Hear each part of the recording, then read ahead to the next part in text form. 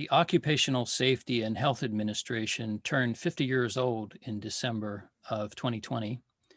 And in 1980, the OSHA released three films that we're going to see in a few minutes. Joining us is Mark Catlin from Columbia, Maryland. And you have a story about these three films. Could you tell us the story?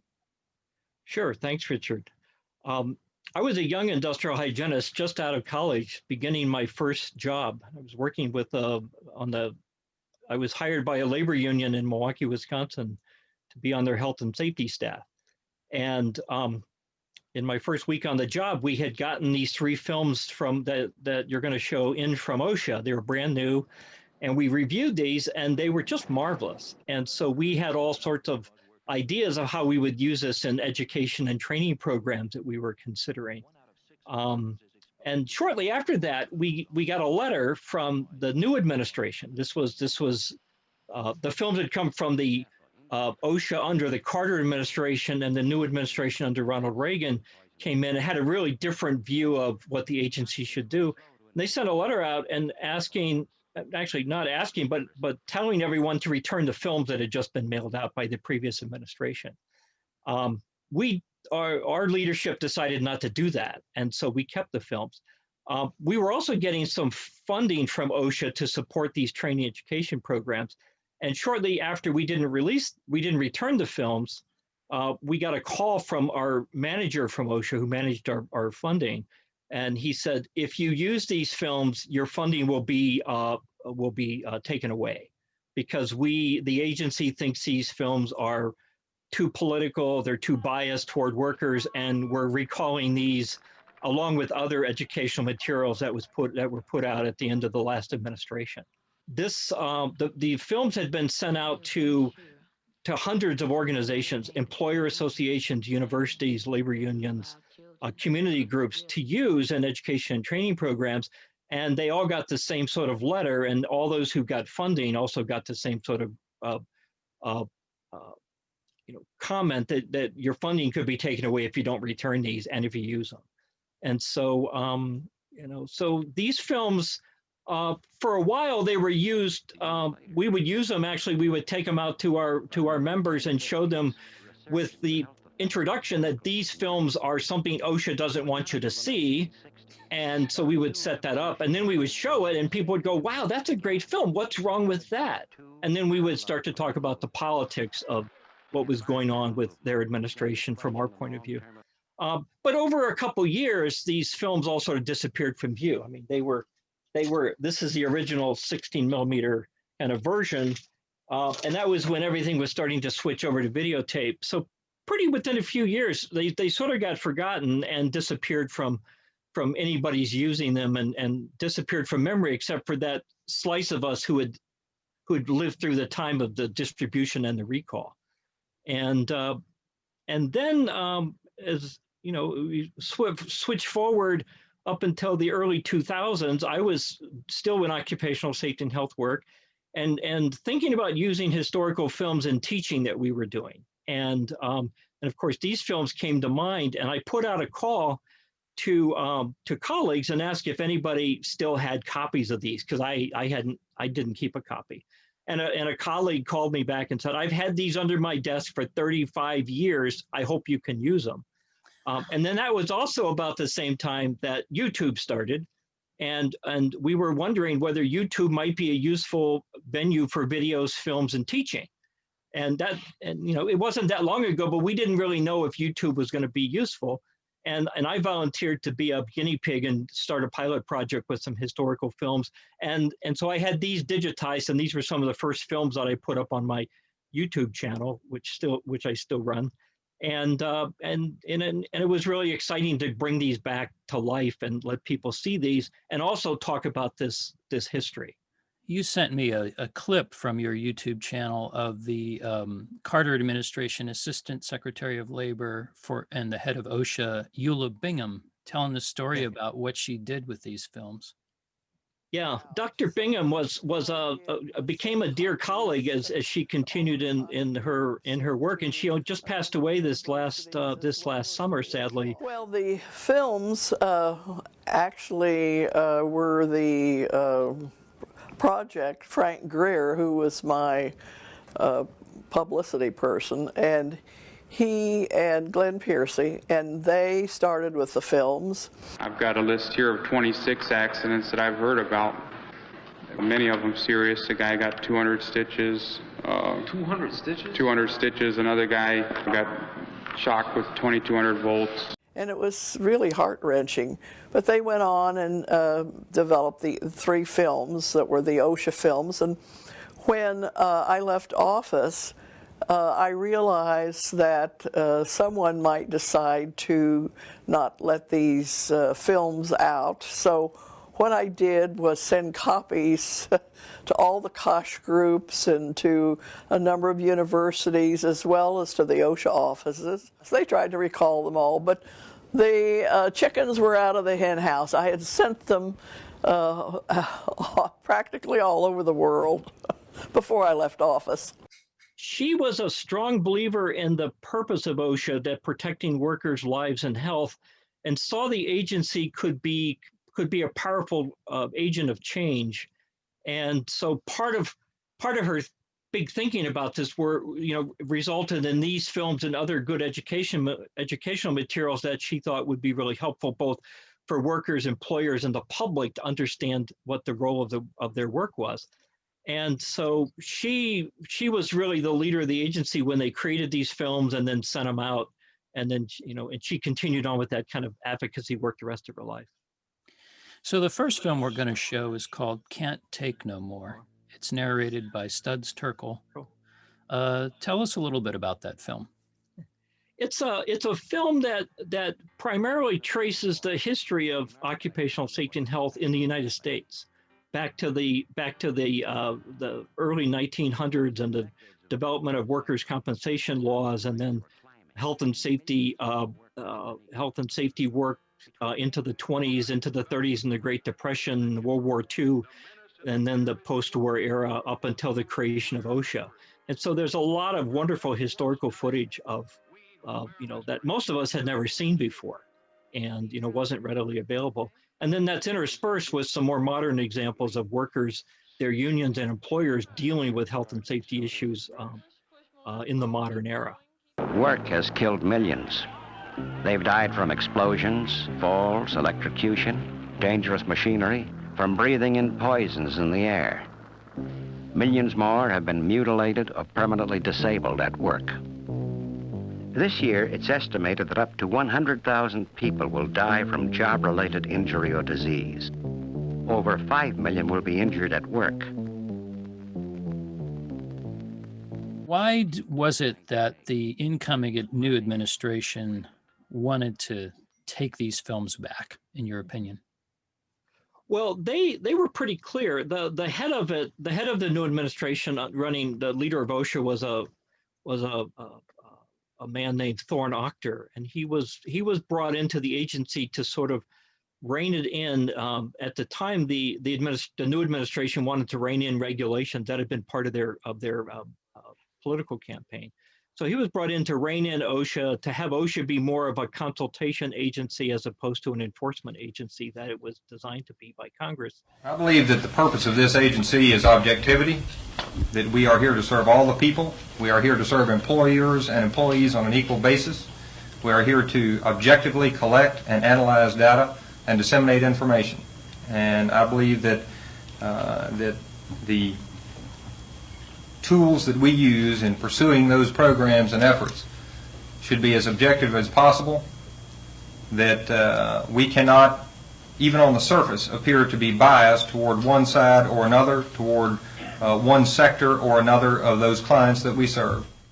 His position on these 3 films, plus a number of other educational materials, were that they were too pro-worker biased. They gave sympathy toward workers, and he thought that OSHA should be a sort of neutral agency that should just not, show films like this unless they were straightforward, sort of, the sort of stereotypic boring safety films that I think we all used to see in high school.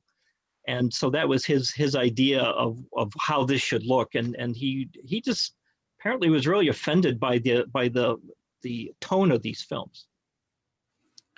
So the second film we're going to show is basically just called OSHA. That's the title. And it's more about how OSHA works and how workers can seek protection from it. The beginning, I'll just play a short bit from the beginning. In 1968, at the height of the war in Vietnam, 14,000 Americans were killed and 46,000 were wounded.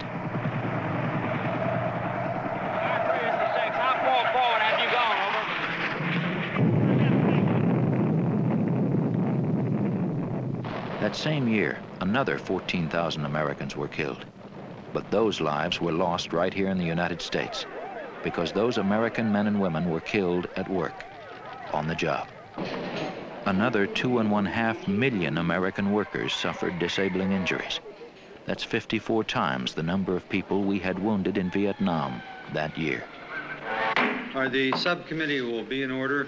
This morning, we're continuing with our oversight hearings to the occupational safety and health. In an effort to stem this tide of injury, disease, and death, Congress created the Occupational Safety and Health Administration in 1970.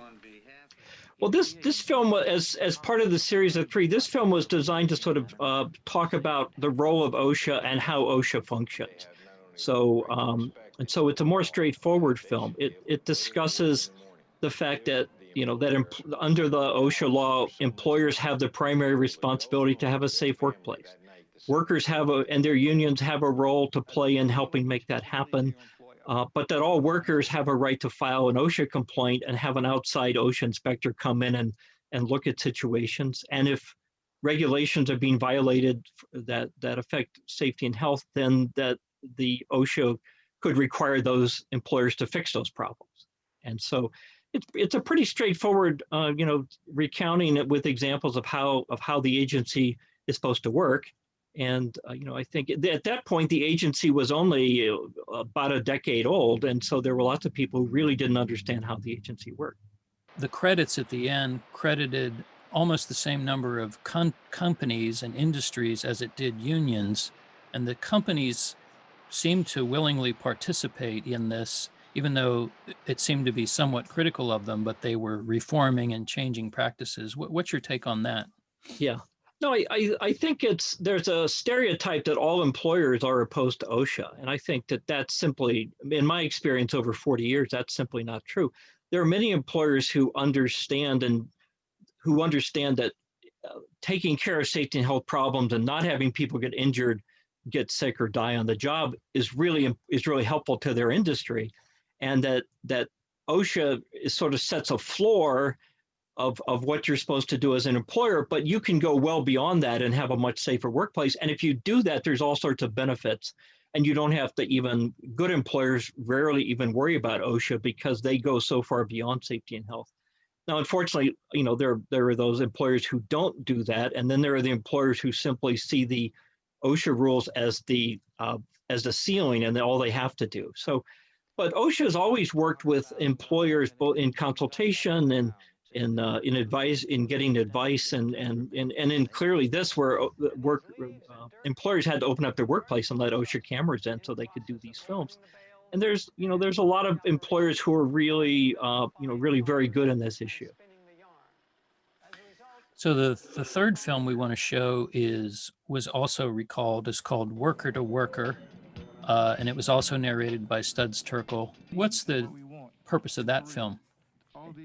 Well, that film is supposed to show that there are ways to deal with safety and health in the workplace beyond calling OSHA, and that OSHA is simply one aspect or one tool that workers and unions can use, and employers in terms of getting consultation advice. But there's a lot that can be done inside of a workplace between workers and their employer, between unions and their employer to cooperate, come up with solutions, identify hazards. They will kill your back. And if you ain't holding that sucker right, it's gonna whoop you to death. Well, basically it was because a lot of us had gripes And some of us took them to our supervisors and stuff, and they just wasn't interested. And we all got together and said, hey, look, it's time for us to get together and go and do something about this before everybody gets killed out here. We did some research. We talked with a couple of doctors and read a couple of books about occupational hazards. Basically did our homework. Then we wrote down our ideas. First of all, our analysis of what the safety hazards were, and secondly, our proposals for the specific correction of those hazards. And so that was really the focus of that, was to end the film series with not seeing OSHA as the sole provider of safety and health, but that OSHA is one tool of many, and that employers and employees on the worksite were really the center of how we move forward on safety and health. 50 years after OSHA was created, what would you say is the status of OSHA and health and worker safety in the United States now? It's been getting better for 50 years, and I think OSHA has a place in the credit for that. I mean, the rate of worker death, which, as you said, was 15,000 about the time OSHA started, was down to about 5,000 in the last year. So it's slowly been coming down, and lots of other health and safety exposures like to asbestos, lead, and silica dust are better controlled than they were.